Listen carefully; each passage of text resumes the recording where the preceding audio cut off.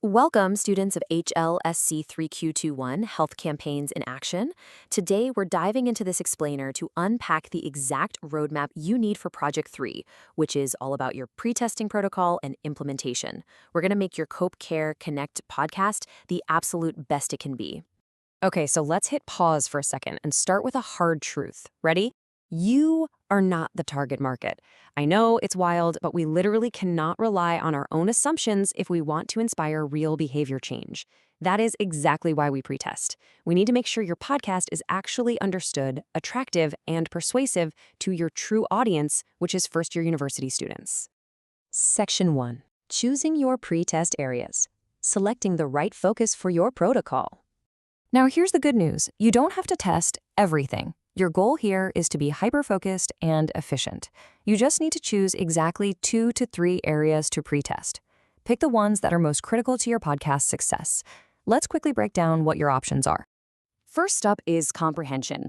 Essentially, you're gauging if listeners actually understood your specific instructions. You might ask them things like, "Hey, what was your key takeaway?" Or, "Did you clearly understand the steps to make a pledge?"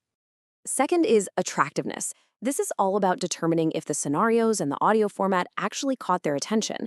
You really want to know if they found the stories interesting and, honestly, if your podcast is something a busy first-year student would voluntarily listen to.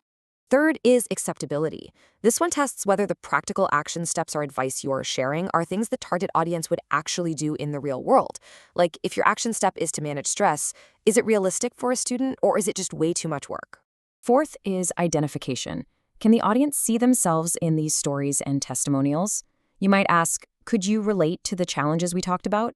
Because let's face it, the message won't resonate at all if they don't feel like this podcast was made specifically for them. And finally, persuasion. Did your message actually increase their intention to engage in a suggested behavior or make a pledge to Cope Care Connect? Ask them, after hearing this, what are you going to do differently? Remember, you're just picking 2 or 3 of these areas, not all of them. Section 2. Building your pretesting guide. The 5 core components of a successful pretest. All right, so when you actually run your session, it must follow a strict chronological flow. We're talking welcome, start, confirm, questions, and close. Every single step here is absolutely vital for making your participants comfortable and ensuring you get valid data. Listen closely here because your guide needs to give absolutely equal weight to all 5 of these elements. Let's go through them. First is the welcome. Introduce yourself, thank them, explain that it's a class project for Cope Care Connect, make sure they know it is not a research study, and assure them there are 0 wrong answers and they can totally change their minds. Second, the start. Briefly introduce Cope Care Connect's goals and tell them you want their opinion. But, and this is huge, do not explain the podcast in advance. Third, confirm familiarity. You need to make absolutely sure every participant has independently and fully read the script or listened to the podcast before you start asking any questions. Fourth, the questions.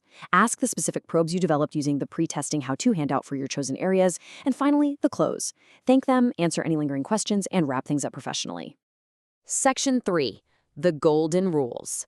Non-negotiable requirements for execution. Okay, let's talk about how you're actually collecting this data. You can totally use in-person or video focus groups or even one-on-one interviews. But surveys? Absolutely not allowed. They are strictly banned for this assignment. You need those rich, qualitative conversations where you can ask follow-up questions and actually hear their tone of voice. You must conduct your focus group or interview with a minimum of 4 university students. But here's the catch.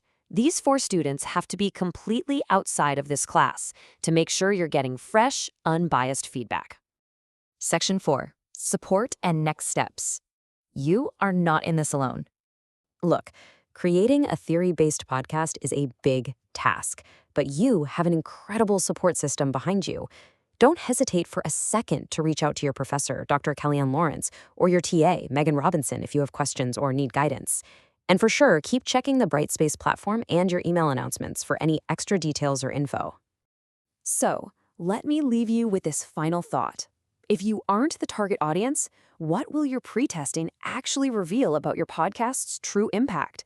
You honestly might be completely surprised by what resonates with and inspires your peers. Get out there, find your 4 students, and discover what your target audience really thinks. Good luck on Project 3.